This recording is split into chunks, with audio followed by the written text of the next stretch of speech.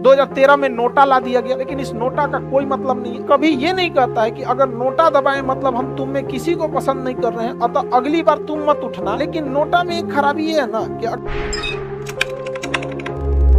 EVM काफी trial के बाद आया था, बड़े पैमाने पर इसका 2 बार प्रयोग हुआ। एक बार 1998 में राजस्थान विधानसभा में, और उसके बाद 2004 में लोकसभा में।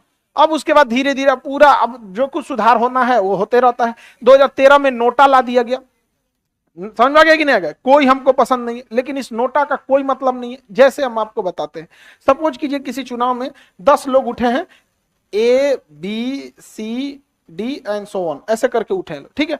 अब इस विधानसभा में कोई भी उम्मीदवार जो इसमें खड़ा हुआ है वो अच्छा नहीं है, सबका क्रिमिनल हिस्ट्री है, सब लोग मतलब उल्टा सीधा काम किए हैं। तो ज्यादातर पब्लिक अगर जागरूक हो गई तो ज्यादातर लोग क्या दबा देंगे? नोटा। लेकिन नोटा में एक खराबी ये है ना कि अगर आप नोटा दबा देते हैं तो वहां पे चुनाव दोबारा होगा, लेकिन वह कभी ये नहीं कहता है कि अगर नोटा दबाएं मतलब हम तुम में किसी को पसंद नहीं कर रहे हैं, अतः अगली बार तुम मत उठना। ये नियम ना होना चाहिए, ये नियम ही नहीं है। तो हम नोटा दबाएं, पता चला सबसे ज्यादा वोट कौन सा आया? नोटा। 80% लोगों ने नोटा दबा दिया, फिर ससुरे वही खड़े हो जाएंगे। इलेक्शन एक ऐसा चीज है जिसमें नए उम्मीदवार आपको बहुत कम देखने को मिलते हैं। सबसे ज्यादा खानदानी विरासत आपको राजनीति में ही देखने को मिलेगी, समझ में आ गया? अब ब्लेम लगाया जाता है बॉलीवुड पर। देखिए, बॉलीवुड एक प्राइवेट संस्था है। आप ही अगर प्राइवेट कोई दुकान खोलिए, सपोज कीजिए आपने कोई दुकान खोला, होटल खोला, तो आप अपने बाद वो किसको जिम्मेदारी देंगे? उस होटल को अपने बेटे को देंगे कि कोनो दूसरे को? लोकतंत्र का चुनाव कराएंगे कि हमारा होटलवा किसका है? नहीं समझ में? अब आप बताइए, वैसी तरह से अब अजय देवगन अपने बेटा बेटी को प्रमोट करेगा कि हमारा प्रमोट करेंगे? अरे बेटा बेटी को ले जाएंगे वहां पे, लेकिन दूसरे को नहीं रोकना चाहिए। ये हो गया वहां पे। तो वो एक प्राइवेट संस्था है, उसकी बात हम नहीं करते। वो प्राइवेट है, नेपोटिज्म थोड़ा बहुत उधर भी है, हर जगह भाई भतीजावाद। लेकिन राजनीति में अगर आप देखिएगा ना, तो आपके यहाँ के जो विधायक हैं 20-25 साल से ना उसी के खानदान का कोई ना कोई होते आ रहा है, और 4 आदमी का आप नाम जान रहे होंगे। एगो जीत रहा है, एगो 2 नंबर, एगो 3 नंबर, एगो ऐसे ही हाथ पैर मार रहा है बस। तो राजनीति में ये खराबी है।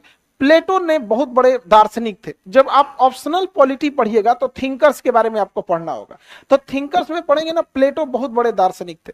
उसने कहा था कि पढ़े लिखे लोगों को राजनीति में सहभागिता होनी चाहिए।